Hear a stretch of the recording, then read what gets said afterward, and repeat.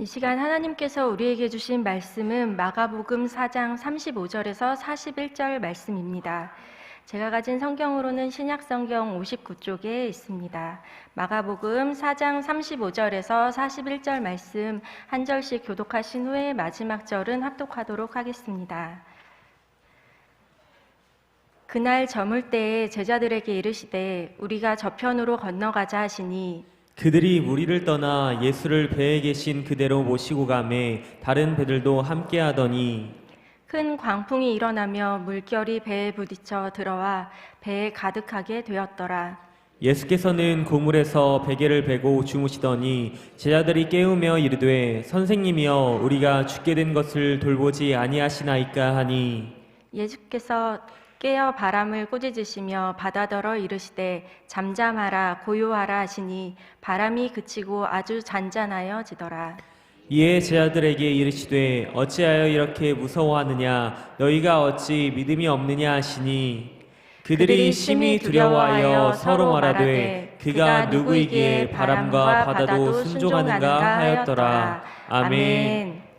나는 포도나무요 너희는 가지라. 그가 내 안에 내가 그 안에 거하면 사람이 열매를 많이 맺나니 나를 떠나서는 너희가 아무것도 할 수 없음이라. 아멘. 할렐루야. 오늘 이 밤 요한복음 15장 5절 말씀으로 우리 성도님들을 축복하고 싶습니다. 포도나무 대신 예수님께 붙어있는 가지로 살아가는 것이 우리에게 얼마나 행복한 축복인지 이제 한 해가 이제 한 달 남았는데요. 우리에게 쌓여지는 시간만큼 계속해서 쌓여지는 시간만큼 더 깊이 누리고 알아가시기를 축복합니다. 오늘 말씀의 제목은요. 가지의 행복 2예요. 그럼 1은 언제 했을까요? 네, 1은 무려 한 4년 전에 제가 처음 교회에 와서 위에서 처음 설교할 때 제목이 가지의 행복이었어요. 기억하시나요? 네. 네. 가끔 가지의 행복을 기억하시면서 내용을 기억하시는지는 잘 모르겠어요. 그런데 이 제목을 기억하시면서 저에게 인사하시는 분들이 가끔 계셔갖고 제가 깜짝 놀랄 때가 종종 있는데요. 그렇게 기억해 주셔서 감사하고 또 이렇게 새롭게 들어주셔서 또 감사합니다. 그때 어떤 이야기들을 했었냐면요. 요한복음 15장 말씀을 통해서 예수님께 붙어있는 삶이 얼마나 행복한지에 대해서 나누는 시간이 되었습니다. 맺게 해주시는 열매만으로 행복한 것이 아니라 포도나무로 인해 포도나무의 가지, 즉 포도나무 자체가 되는 것에 대한 이 분명한 정체성과 또 늘 함께 함으로 인해서 누릴 수 있는 그 기쁨이 얼마나 큰지 행복한지 그렇게 함께 나눴는데요. 동일하게 오늘도 이 말씀으로 그렇게 매일매일 누려가시는 성도님들 되시기를 축복합니다. 저는 이 가지의 행복이라는 이 말이 참 좋더라고요. 그래서 제가 가끔 닉네임으로 쓸 정도로 가지의 행복이라는 말을 좀 자주 쓰고 있는데요. 사실은 그냥 쓰기보다는 이 단어를 통해서 기억하고 싶은 것들이 있어요. 내가 무엇으로 행복해야 하는 사람인지, 그리고 내가 어디에 붙어 있어야 하는 사람인지 늘 저 스스로 기억하기 위해서 이 말들을, 이 단어를 이렇게 막 여기저기 닉네임으로 이렇게 붙여놓고 또 그렇게 쓰이면서 기억하고 있습니다. 그러면서 제 마음 안에 계속해서 그런 마음들도 들어요. 어떤 실수나 또 나 혼자 느끼는, 아무도 모르는데 저 혼자 실수한 거 알잖아요. 아무도 모르는데 저 혼자 실패한 거 알잖아요. 그럴 때 마음이 무너지고 낙담할 때마다 아니야, 괜찮아, 나 예수님 안 잊어버렸지, 예수님께 붙어있지, 괜찮아, 이렇게 스스로에게 말하면서 위로하기도 합니다. 우리 인생이요, 제가 인생 많이 살지 않았지만 인생이란 단어를 쓰기조차 좀 부끄럽지만 참 우리 인생에 참 많은 일들이 일어나는 것 같습니다. 개인의 문제로부터 부모님들은 자녀의 문제까지, 또 예기치 않는 가족들의 이야기들로 인해서 많은 문제 속에 마음이 무너지는 일들이 일어나기도 하는데요. 이거는 저에게뿐만 아니라 어느 누구에게나 예외 없이 일어나는 일인 것 같습니다.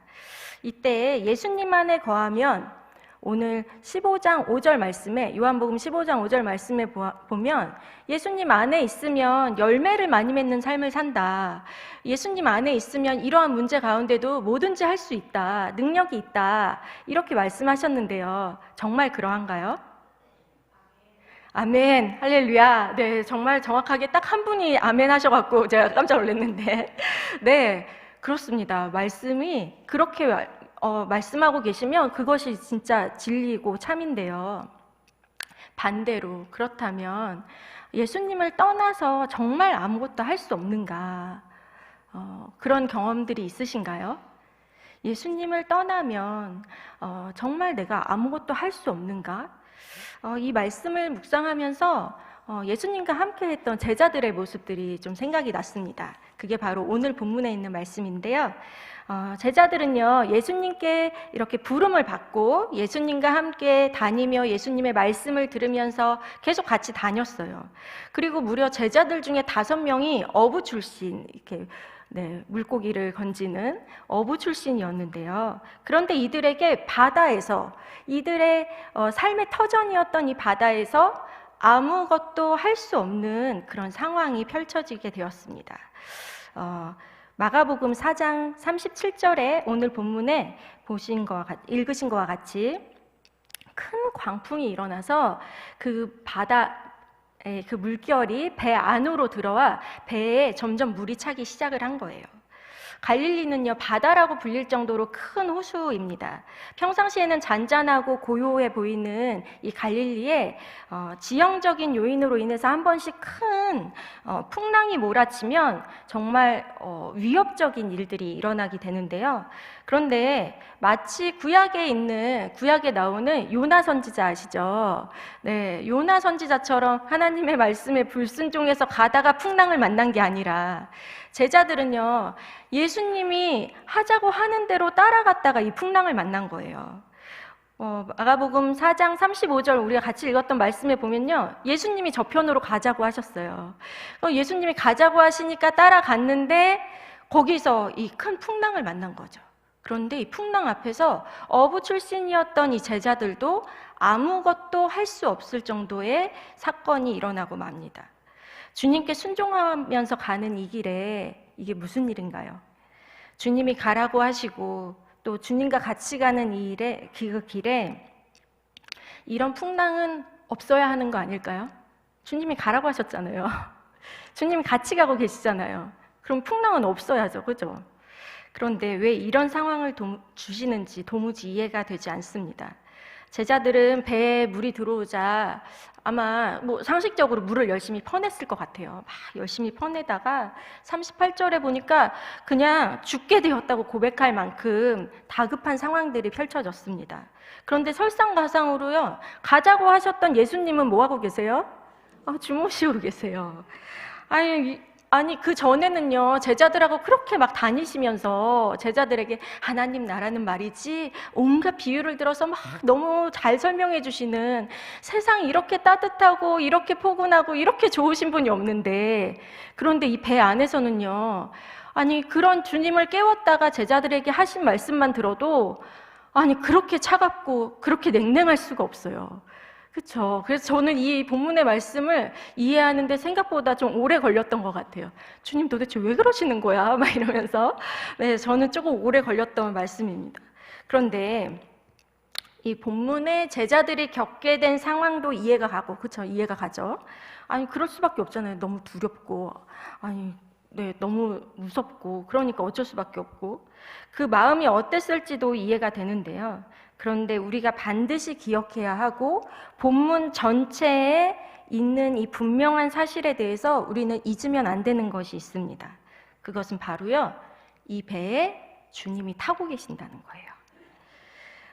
예수님이 따뜻하게 느껴지던, 차갑게 느껴지던 그거와 전혀 상관없이 정말 중요한 건 우리의 인생의 배에 예수님이 타고 계시다는 사실입니다. 성경 구약에서부터 이스라엘 백성들에게도 계속해서 약속하셨던 함께 하신다는 그 약속은 예수님으로 임마누엘로 그리고 보혜사 성령으로 계속해서 우리와 함께 하신다고 약속해 주셨는데요. 이렇게 거듭거듭 우리와 함께 해주신다고 하신 이 약속을 우리는 잊어서는 안 됩니다.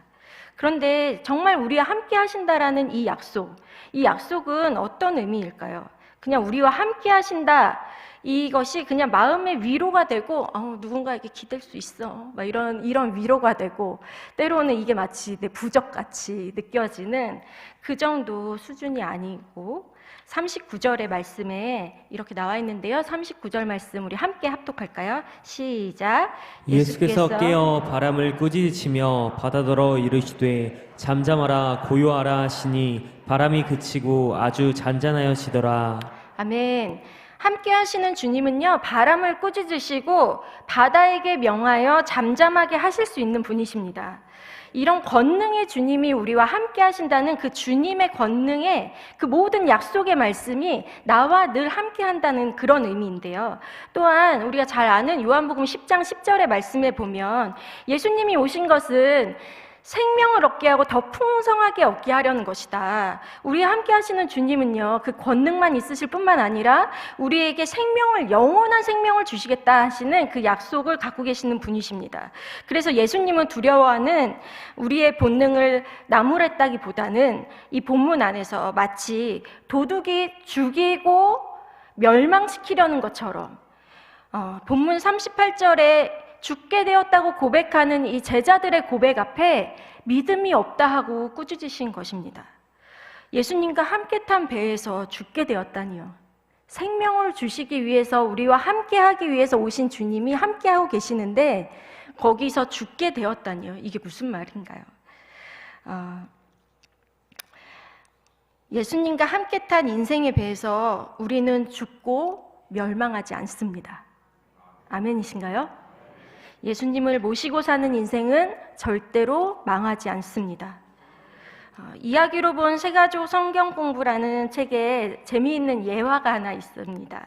제가 이거 오래전에 보고 좀 재미있게 기억하고 있는데요. 거기에는 첫 번째 이런 질문이 있어요. 나는 어떤 타입인가? 어떤 타입인지 얘기 들으면서 생각해 보세요. 겨울이 되자 호수가 얼어붙어 있었어요. 호수가 얼어붙어 있자 사람들은 호수를 이렇게 돌아서 가는 것보다 호수를 질러 가야겠다, 이렇게 빠른 길을 찾아서 질러 가려고 했습니다. 나는 어떤 타입인지 생각해 보세요. 첫 번째 사람은 나는 겨울만 되면 저기를 잘 건너갔지, 나는 저기 엄청 잘 건너갈 수 있어, 나는 빠르게 건너갈 거야 하면서 막 뛰어서 간 사람이 있었어요.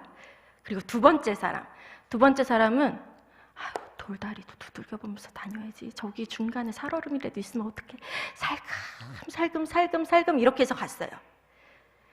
첫 번째 사람이 잘 건널 수 있었을까요? 두 번째 사람이 잘 건널 수 있었을까요? 네? 네? 의견이 막 이렇게 나눠지는데요. 이렇게 의견이 나눠진 이유는 뭘까요? 네. 조금만 생각해 보면 알듯이 내가 어떤 타입이고 내가 어떤 성격인 것과 상관없이 이 호수를 건너가는 데 있어 가장 중요한 건요, 이 호수의 얼음이 얼마나 꽝꽝 얼었느냐에 따라 빠질 수도 있고 건너갈 수도 있는 거예요. 내가 아무리 호기롭게 가도 아니면 내가 조심조심 가도 그것과 상관없이 이 호수의 얼음이 얼마나 단단하게 얼었느냐, 이거에 따라서 내가 살 수도 있고 죽을 수도 있는 거죠. 이렇듯 참된 믿음을 가졌다는 건요, 그 사람의 행위에 의해서 판가름되지 않고, 참된 믿음은 그 사람이 믿는 그 믿음의 대상이 어떠한가에 대해서 판가름 나게 되어 있습니다. 그러면 우리는 누구를 믿고 있나요? 권능의 주님, 그리고 생명을 얻게 하시려는 그분을 믿고 계신가요? 아멘. 네, 그 믿음으로, 그 믿음의 대상이 분명할 때 우리는 이 참된 믿음을 사용하며 우리의 믿음의 여정을 갈 수 있는데요. 말씀을 따라 순종하며 복음을 전했던 바울도 이와 비슷한 상황들이 있었고, 그 가운데 그 믿음을 가지고 이렇게 고백할 수 있었어요. 로마로 압송될 때 우리가 잘 아는 것처럼 유라굴로 광풍을 만나게 되었습니다. 이때 상황은 더 심각했던 것 같아요. 여러 날 동안 해도 별도 달도 보이지 않고 어떤 빛도 볼 수 없고, 그리고 여전히 그 풍랑 속에서 어떤 소망도 찾아볼 수 없었던 그런 상황이었습니다. 그런데 이 바울은 이렇게 고백하고 있습니다. 그래서 사도행전 27장 22절 말씀인데요. 함께 합독할까요? 시작. 내가 너희를 권하노니 이제는 안심하라. 너희 중 아무도 생명에는 아무런 손상이 없겠고 오직 배뿐이리라. 아멘. 참된 믿음을 가진 이 바울의 고백은요, 인생의 항해에 없지 않는 풍랑 속에서, 늘 다가오는 풍랑 속에서 예수님과 함께하는 인생에도 풍랑이 있음을 아는 그가 이렇게 고백을 하는 거죠. 풍랑으로 인해서 배가 다 파산됐다. 그 배 안에 갖고 있었던 모든 짐들을 다 버릴 만큼 배가 완전히 산산조각이 나고, 그래서 우리는 다 잃어버린 것 같다. 그러나 거기에 뭐라고 얘기를 하냐면요, 이제는 안심하라. 너희 중에 아무도 생명에 아무런 손상이 없다. 파손된 건 오직 배뿐이다. 이렇게 고백하고 있습니다. 예수님과 함께하는, 내가 믿는 그 믿음의 대상이 누군지 정확하다면, 내가 보여지는, 내가 의지했던 어떤 것들이 다 사라져도 그래도 생명엔 지장이 없다, 안심하라, 이렇게 선포할 수 있는 믿음의 고백을 할 수 있다는 거죠. 이렇게 우리 인생의 주님이 함께 하시기에 우리의 생명에는 아무런 손상이 없습니다. 안심하십시오. 망하지 않습니다. 이렇게 믿음의 분명한 고백과 확증이 있는 삶이 되시기를 축복합니다. 우리는 더 한 가지 확실한 사실에 근거해야 합니다. 막연하게 주님이 함께 계신다는 사실은, 때로는 자기 암시를 잘 하시는 분들은 그렇게 할 수 있어요. 긍정의 힘 아시나요? 긍정의 힘, 그리고 자기 이렇게 좋은 걸 좋은 대로 생각해야지, 좋은 걸 좋게 생각해야지, 자꾸 이렇게 생각하는 이런 생각들이 마치 나는 믿는 것처럼 여겨질 때가 있어요. 그냥 나는 그런 생각을 유독 잘하는 사람이야, 나는 그렇게 생각하니까 좋은 일이 일어나, 이렇게 이제 생각하시는 분들이 계세요. 그러나 자기 암시나 자기 최면이 아니라 달리 될 수 없는 참 그것, 바로 진리, 하나님의 말씀에 근거해야 합니다. 오늘 함께 읽은 이 본문의 사건은요, 참 뜬금이 없었어요. 왜냐하면 마가복음 4장 전체는요, 하루 동안 있었던 일인데, 아침부터 오후 늦게까지 예수님은요, 계속 말씀하셨어요. 계속 제자들에게 말씀하시고, 그리고 모인 무리들에게 말씀하시고, 여러 가지 비유로 하나님 나라에 대해서 계속해서 말씀해 주셨어요. 그러면서요, 하나님 나라에 대한 소망을 갖게 하셨어요. 하나님 나라는 이런 거야, 이런 소망을 가져, 막 이렇게 말씀하셨어요. 근데 말씀 후에 이런 뜬금없는 사건이 일어난 거죠. 그런데요, 이 사건이 일어나기 바로 전에 있었던 말씀만 잠깐 보더라도, 마가복음 4장 31절에서 32절 말씀만 보더라도 겨자씨 하나를 비유를 하시면서 이 작은 씨앗 하나가 큰 나무가 돼서 생명이 머무는, 이 작은 씨 같은 우리 한 사람의 이 생명이 큰 다른 사람들의 생명을 이렇게 머무르게 할 수 있는, 품을 수 있는 그런 것이 바로 하나님의 나라다, 이러면서 막 그것을 꿈꾸게 하시고 보게 하시고 알게 해주셨어요. 오늘 새벽에 이 겨자씨가 얼마나 놀라운 변화를 가져오는지 들으셨죠? 네, 제가 얼마나 감사했는지 몰라요. 이렇게 말씀이 이렇게, 와, 내가 설교를 다 안 해도 막 이렇게 너무 이렇게 풍성하게 말씀해 주셔서, 힘을 얻고 더 이렇게 설교를 하게 됐는데요. 그렇게 우리에게 하나님 나라에 대한 소망과 기대와 하나님의 꿈을 막 하나님께서 말씀해 주시고 나서, 와, 마치 이 말씀을 가지고 우리의 실제 현장에서 이 말씀을 정말 믿니? 라고 말하는 것처럼 이 사건을 하나님께서 허락을 해주신 거죠. 이렇게 소망을 갖게 하시고, 그리고 큰 꿈을 갖게 하신 주님이 우리를 죽게 내버려 두실까요? 약속하신 말씀은 분명하게 이루어지나요? 네, 확실히 대답해 주세요. 네, 하나님께서 약속하신 말씀은 분명히 이루어지나요? 그렇다면 하나님께서 하나님 나라의 소망을 품게 하시는 그 약속의 말씀을 주시고 이 제자들을 죽게 내버려 두실까요? 네, 절대 그렇지 않죠. 우리에게도 하나님께서 하나님의 나라를 꿈꿀 수 있는 소망하는 약속의 말씀들을 너무 많이 주셨어요. 그것을 가지고 그것을 기대하며 그것을 향해 순종하며 걸어가는 우리에게 결코 망하는 일은 없습니다. 아멘. 이렇게 약속하신 말씀에 근거를 둘 때 우리의 고백은 역사하는 믿음이 되게 됩니다. 그렇다면 우리는 풍랑이 올 때 해야 하는 것이 있습니다. 주님이 나와 함께 하신다는 것을 그냥 알고만 있으면 안 되는데요. 제자들도 사실은 예수님이 배에 계신다는 것을 알고 있었어요. 그래서 제자들이 그 닥쳐진 위기의 순간에 선생님 하면서 예수님을 찾게 되었어요. 그런데 그들이 찾았던 예수님은 그저 선생님이었던 거죠. 나의 머리로, 나의 지식으로 알고 있는 선생님. 이전에 알려주셨던 모든 말씀들이 그냥 지식으로만 머물게 되었던 그 상황에, 그런데 지식으로만 동의하는 것이 아니라 그분이 어떠한 분이신지 인지하는 것이, 그분이 정말 어떠한 분이신지 인식하고 나와 함께하는 분이 어떤 분이신지 아는 것이 너무나 중요합니다. 그리고 정말 그렇게 믿는다면, 그것이 정말 사실이라면 우리는 믿는 바에 대해서 행동하게 됩니다. 그래서 마치 제자들이 4장 38절에 예수님을 깨웠던 것처럼, 예수님을 흔들어 깨웠던 것처럼 우리는 풍랑 앞에서 마치 주님이 아무런 응답도 하지 않으시고 주무시는 것 같은 그런 상황에, 아무것도 할 수 없는 그런 상황에 믿음 있게 행동할 수 있는 건 바로 이 주님을 깨우는 일이에요. 주님을 깨우고 계시나요? 네, 주님을 깨운다는 것은 다른 것이 아니라 바로 우리가 하는 기도라고 생각합니다. 예레미야 33장 2절 3절 말씀 우리 함께 읽었으면 좋겠는데요. 우리 함께 읽도록 하겠습니다. 시작. 이를 행하시는 여호와, 그것을 만들며 성취하시는 여호와, 그의 이름을 여호와라 하는 이가 이와 같이 이르시도다. 네, 3절도 같이 읽을게요. 시작. 너는 내게 부르짖으라. 내가 내게 응답하겠고 내가 알지 못하는 크고 은밀한 일을 내게 보이리라. 아멘. 먼저 2절 말씀에 보니까요, 주님은요, 우리가 기도하지 않으셔도 이미 만들며 성취하시는 분이라고 이렇게 고백되어져 있습니다. 그런데요, 우리가 이 말씀을 잘 보면요, 하나님은요, 우리가 기도하지 않아도 일을 하실 수 있는 분이세요. 우리가 기도하지 않아도 만드실 수 있는 분이세요. 기도하지 않아도 모든 것을 다 통치하실 수 있는 분이세요.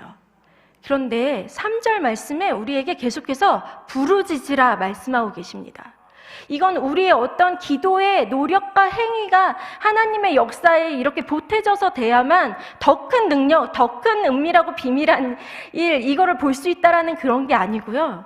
하나님께서 이미 하실 수 있는 그 일에 우리가 주님을 깨우면, 주님께 기도하면, 믿음으로 주님 앞에 나아가면, 그러면 내 인생의 키를 갖고 계시는 주님이 일하심을 우리가 같이 볼 수 있다는 거예요. 하나님 우리와 함께 이거 하고 싶으신 거예요. 기도할 때 하나님께서 내 인생에 어떤 키를 갖고 계시는지, 내가 그 키를 갖고 계시는 주님 앞에 믿음으로 고백하고 믿음으로 그 주님 앞에 나아갈 수 있게 하시고, 그리고 주님이 하시는 일을 아무도 기도하지 않는 자는 볼 수 없는 그 일을 기도할 때 보게 하셔서 살아계신 주님이 언제나 나의 인생의 배에 함께 하시는구나 라는 걸 알게 하시기 위해서 기도하라고 하시는 것입니다. 우리는 풍랑 중에 깨울 수 있는 주님이 계십니다. 우리에게 주시는 풍랑들을 통해 하나님은 하나님 되심을 우리에게 가르치시고 더 포도나무 되신 주님께 꼭 붙어 살 수 있도록 그것이 우리의 유일한 행복임을 깨닫게 해주십니다. 교회에서 많은 일들을 진행하고 특별히 교육부서에서는 설교나 공과나 여러 가지 프로그램들을 기획할 때 꼭 목표와 목적을 정하게 됩니다.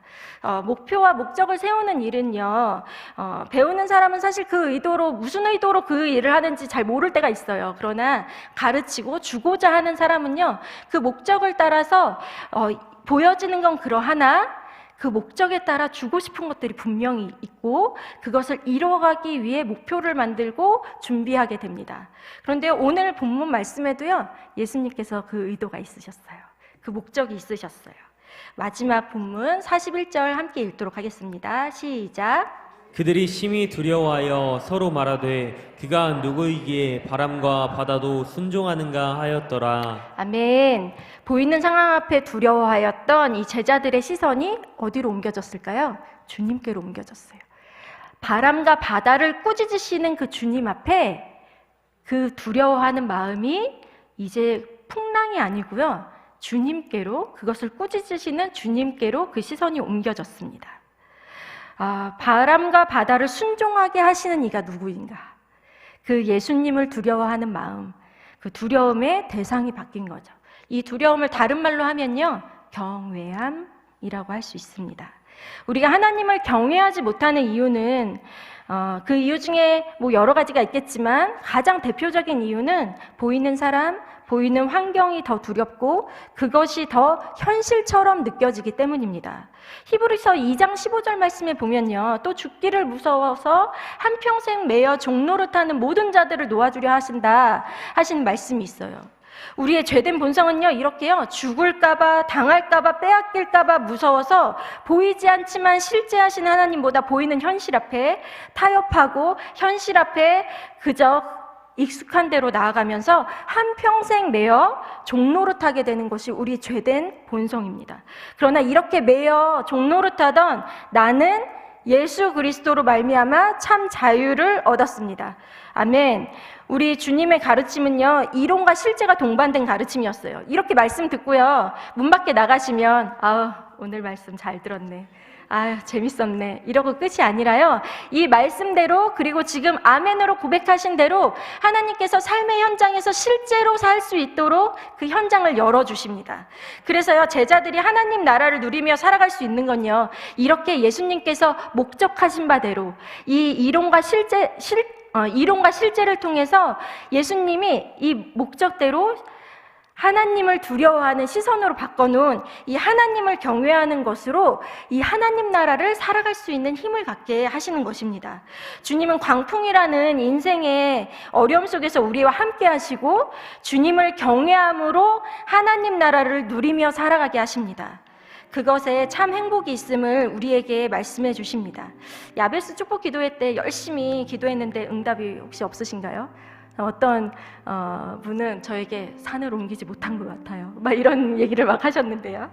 또 수능 시험이 끝난 자녀들을 보고, 또 수능 시험이 끝난 지체들은 그 결과를 보고 혹시 앞일이 걱정되고 있나요? 저는 최근에 주님께 저의 개인적으로 삶을 드리고 또 순종하며 한 발을 내딛는 또 결정을 하게 되었습니다. 그런데요, 주님 앞에 순종하면서 갔는데 이게 웬일이에요? 예상치 못한 광풍을 만났어요.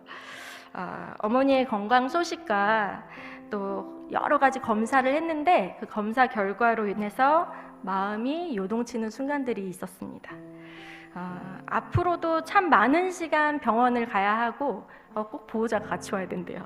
그래서 그런 상황인데 곁에서 돌봐드리지 못한다는 거에 대해서 제 마음이 막 요동치기 시작을 했어요. 어떡하지? 주님께서 하라고 하신 이 순종을 유보해야 하나? 순간 그런 마음이 솔직히 제 마음에 들게 되었습니다. 나의 인생, 나의 가족, 그 인생들이 주님과 함께라면 망하지 않습니다.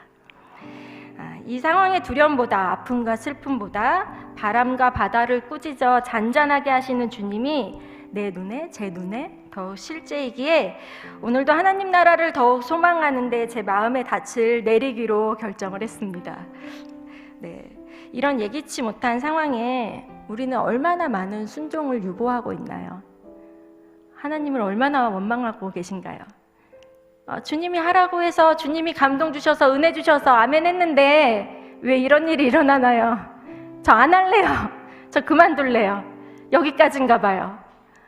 이렇게 혹시 유보하신 적은 없으신가요? 또 제가 아프리카에 선교를 갔을 때 144시간 동안 현지인들과 밤새 기도하는 시간들이 있었어요. 기도할 때 뭐 기도했냐면요, 열방의 하나님 나라가 누려지고 가지 못하는 선교지 곳곳마다 오지마다 선교사님들이 들어가게 해주시고 그곳에 복음이 전해지게 해주시고 교회가 세워지게 해주시고, 이런 기도 제목들로 계속 현지인들과 기도하다가 새벽에 깜깜하고 아무것도 없는 새벽에 벌판으로 뛰어나갔어요. 기도하다가 마음이 이기질 못해서 밖으로 뛰어나가서 바닥에 엎드려 기도했던 장면들이 있습니다. 뭐라고 기도했냐면요, 주님 제가 갈게요. 주님 주님이 가라고 하시는 그곳에 제가 갈게요. 기도하는 사람들에게요, 주님을 흔들어 깨울 수 있는 믿음의 사람들에게요, 하나님은 계속해서 순종할 수 있는 기회들을 주세요. 그 순종의 기회들을 통해서, 순종하는 시간들을 통해서 하나님 나라가 얼마나 아름답고 하나님의 그 영광이 얼마나 아름다운지 하나님 보여주고 싶으세요. 그래서 하나님과 그 기쁨을 같이 누리고 싶어 하세요. 기도하는 우리 성도님들, 무엇을 위해 기도하세요? 무엇을 위해 기도하셨나요? 다른 건 몰라도 오늘 아침까지, 오늘 새벽까지는 우리 다음 세대 바이블 올림피아드를 위해서 막 기도하셨는데요. 그렇다면 성도님들의 기도로 인해서 하나님께서 우리에게 막 보내주신 다음 세대들, 다음 세대의 부흥을 꿈꾸며 우리에게 막 보내주신 이 다음 세대들, 그런데 이 다음 세대들을 하나님 말씀으로 잘 키워내야 하는데 이럴 수가, 교사가 없어요. 기도하는 우리 성도님들, 어떤 순종의 자리로 가셔야 할까요? 기도하는 우리들에게 하나님 계속해서 말씀하세요. 그냥 순종만 하면 돼. 나머진 다 내가 알아서 할게. 어떤 능력이, 어떤 수고가, 어떤 열심이 필요한 게 아니라 그냥 내 옆에 꼭 붙어만 있으면 내가 할게. 그게 가지의 행복이잖아. 그 행복으로 순종하는 그 자리, 나와 함께하는 그 자리에서 계속 같이 누리자. 하나님은 그렇게 이론의 삶으로, 이론이 실제가 되는 삶으로 우리를 계속해서 초대하십니다. 주님의 그 부르심에 또 가지의 행복을 누릴 수 있는 그 자리에 아멘 하실 건가요? 아멘. 그렇습니다. 큰 바람과 파도가 즉시로 순종할 수밖에 없는 권위를 갖고 계신 우리 예수 그리스도를 믿는 믿음으로, 더욱 하나님을 경외함으로 그 자리를 믿음으로 지키며 우리 주님을 깨우며 하나님 나라를 함께 이루어 갔으면 좋겠습니다. 우리 이 시간 함께 기도했으면 좋겠는데요. 첫 번째는 이렇게 기도했으면 좋겠습니다. 주님, 나의 인생에 주님이 함께 계시다는 것을 기억하게 하여 주옵소서. 문제 앞에 결코 망하지 않는 나의 인생임을 매 순간 선포하게 하시고, 주님, 제가 주님을 더욱 경외하게 하옵소서. 우리 이 말씀과 더불어 이 기도 제목으로 주여 한번 외치시고 함께 기도하겠습니다. 주여! 사랑하는 하나님, 우리를 포도나무의 가지로 불러주시고 또 나의 인생에 주님 함께 하여 주셔서 주님 감사합니다. 주님이 함께 계시는 인생의 배에서 하나님, 어떤 풍랑과 어떤 광풍이 불어쳐도 하나님 그곳에서 두려워하거나 하나님 그곳에서 낙심하는 것이 아니라 나와 함께 하시는 주님을 기억하게 하시고, 문제 앞에 결코 망하지 않는 나의 인생임을 선포하게 하셔서 하나님 순종의 자리, 하나님 주님과 함께하는 그 자리, 인생의 모든 걸음마다 주님이 가라 하시는 그 자리, 하나님 유보하지 않고 믿음으로 걷는 우리 모두가 되게 하여 주시기를 원합니다. 하나님, 주님이 우리와 함께 하시기에 바람과 파도가 즉시로 순종할 수밖에 없는 권위를 갖고 계신 예수 그리스도가 나와 함께 하시기에 주님을 더욱 경외함으로 살아가게 하여 주시고, 주님을 더욱 경외함으로 이 세상의 어떤 어려움 가운데 두렵지 아니하며 하나님 주님을 경외함으로 주님 편에 서서 선택하게 하시며 하나님 그것으로 주님의 나라를 꿈꾸며 더욱더 소망하며 이루어가게 하여 주시기를 간구합니다.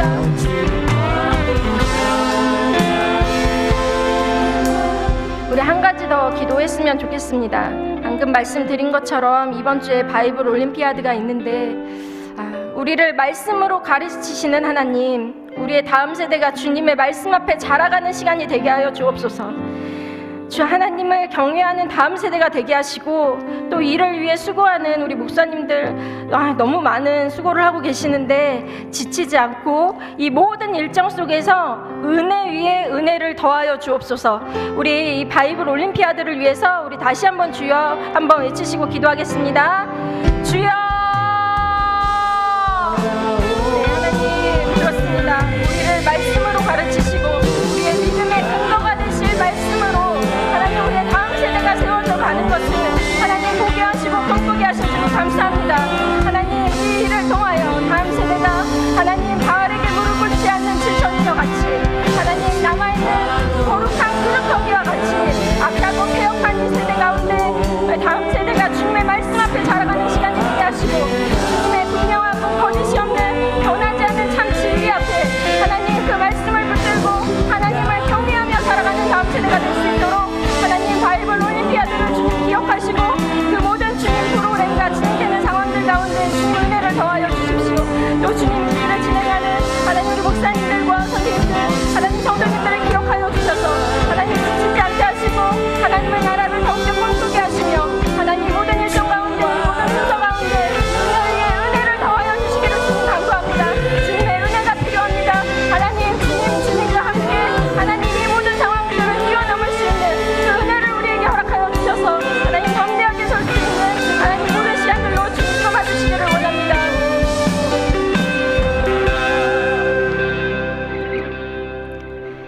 하나님의 나라는 말에 있지 아니하고 오직 능력에 있음이라. 아멘. 하나님 그 능력의 말씀을 우리에게 허락하여 주시고 그 능력에 사로잡혀 사는 우리 성도들로 주님 계속해서 세워주심을 감사합니다. 사랑하는 하나님 우리의 인생의 배의 키를 잡아주십시오. 우리의 인생의 키를 잡아주셔서 주님과 함께하는 인생의 모든 시간들이 결코 망할 수 없음을 기억하게 하시고 언제나 주님께 순종하며 나아가는 모든 시간들 속에 담대하게 걸어가게 하여 주시기를 간구합니다. 나의 마음을 어렵게 하고 나의 삶을 송두리째 흔드는 것 같은 광풍 속에서 죽기에 두려워 종노릇하려는 결정들을 멈추게 하시고 눈을 들어 모든 바람과 파도를 잠잠케 하실 권능의 주님을 바라보며 경외하게 하옵소서. 날마다 주님과 동행하는 삶에 참 기쁨을 경험하게 하시며 우리를 말씀으로 날마다 가르쳐 주옵소서. 특별히 바이블 올림피아드로 말씀 앞에 선 다음 세대를 축복합니다. 하나님 그 다음 세대에게 주님의 말씀이 능력이 되게 하시며 또 진행하며 섬기는 모든 이들에게 부응하는 하나님 나라를 바라보는 시간 되게 하여 주옵소서. 살아계시고 모든 권능 되신 예수 그리스도의 이름으로 기도합니다. 아멘. 하늘에 계신 우리 아버지의 이름을 거룩하게 하시며 아버지의 나라가 오게 하시며 아버지의 뜻이 하늘에서와 같이 땅에서도 이루어지게 하소서.